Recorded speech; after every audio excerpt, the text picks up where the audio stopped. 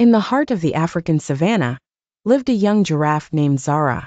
She was taller than all the other animals her age, with a beautiful golden coat covered in dark brown spots. Her long neck made her stand out, and while her mother told her it was a gift, sometimes Zara felt different. The other young animals, like the zebras and antelopes, would run and play together, dashing through the fields and jumping over bushes. But Zara couldn't keep up.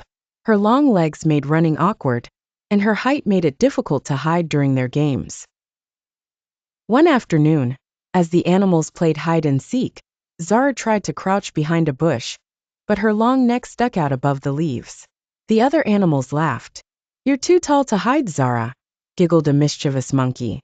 Zara lowered her head in embarrassment. Her mother, who had been watching, nuzzled her gently. "Zara, being different isn't a bad thing. One day, you'll see how special you truly are." But Zara wasn't sure.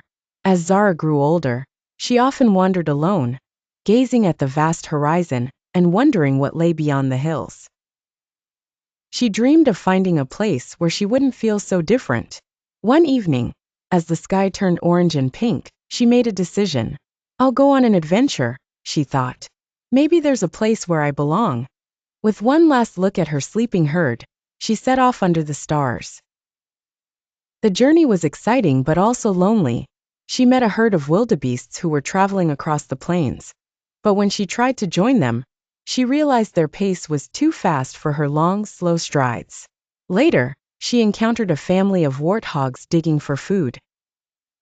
They were friendly but too small for her to walk beside comfortably. After days of wandering, Zara began to feel discouraged.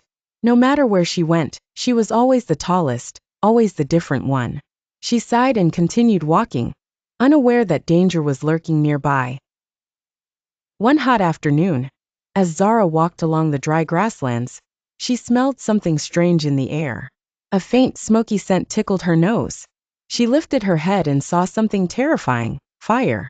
A wildfire had started, and it was spreading fast. Animals were running in all directions. Zara's heart pounded. She turned to run, but then she heard a cry. A family of small meerkats was trapped near a fallen tree, unable to escape the approaching flames. The grass was too thick for them to see beyond, and they had no idea where to go. Zara hesitated.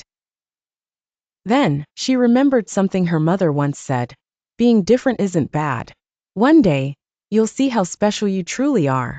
She took a deep breath and stretched her long neck high above the smoke. From her height, she could see a safe path away from the fire. "Follow me," she called to the meerkats. Guiding them with her voice, she led them around the flames, stepping carefully until they reached a safe, open area near a river. The meerkats trembled, but they were safe. Their leader, an old meerkat named Momo, looked up at Zara with gratitude. "You saved us," he said. "Without you, we wouldn't have found our way." For the first time, Zara didn't feel different in a bad way. She felt special. After the fire died down, Zara decided it was time to go back home. She had learned an important lesson. Her height wasn't a weakness. When she returned to her herd, her mother was overjoyed. "I knew you would find your way," she said, pressing her nose against Zara's. The young animals who once laughed at her were now curious about her adventure. When they heard about how she had saved the meerkats, they looked at her with admiration. "Maybe being tall isn't so bad after all," said the mischievous monkey, grinning.